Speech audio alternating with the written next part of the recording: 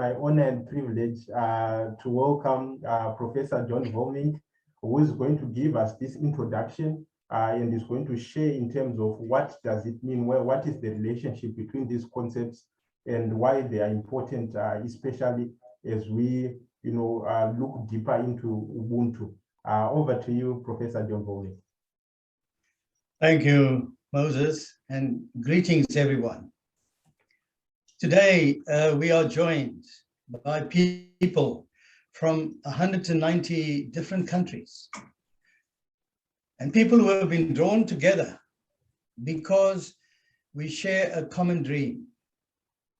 And that dream is a dream pursued by Nelson Mandela and others, namely, that we can overcome our prejudices and hate and embrace the power found in one community, one country, and indeed in one global humanity. Nelson Mandela gave the whole world hope in the possibility of this dream, a dream that still seems so unattainable, yet so critical for all our survival.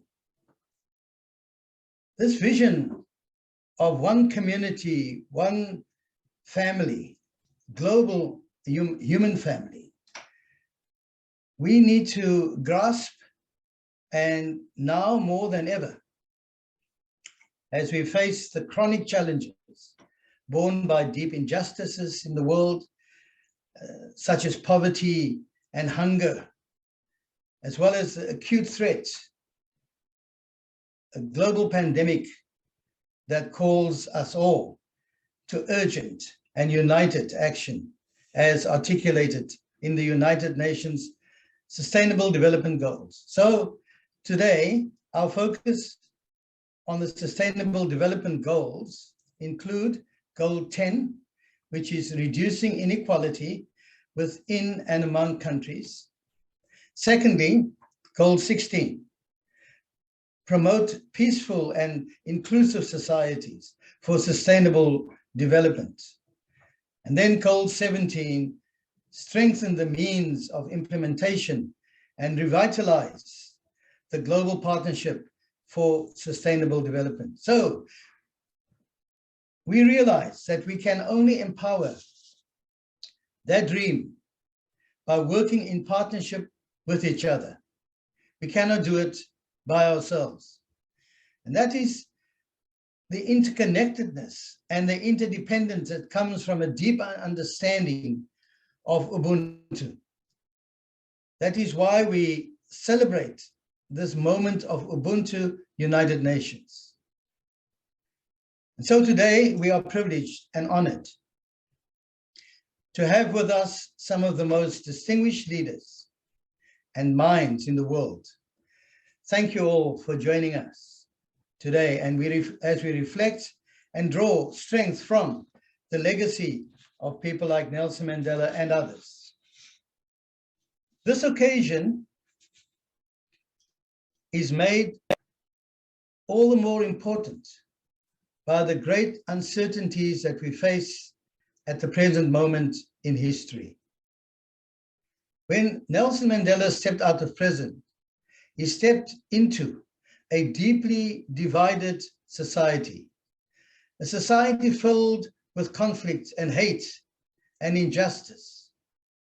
And he immediately began to lay the foundations of a bridge of healing, a bridge from a broken past to a new dynamic future.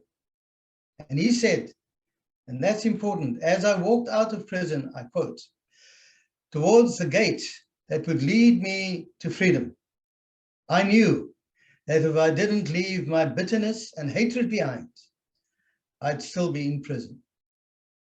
So we need bridge builders today. We need a bridge between two sides. We always need a bridge when there are two sides. And sometimes those are created by ideology and by culture, or a divide very often by religion and gender and race and class, etc., etc. We need bridge builders, because bridge building is about creating community. It is fundamentally an Ubuntu activity that cuts across all of these barriers that we have created. Bridge builders are people who create relationships. They bring people who are disconnected from each other by race, by religion, by culture. Ubuntu brings these people into community and forge ties that cut across borders. Bridge builders, lastly, help build trust through improved communication between conflicting people and groups.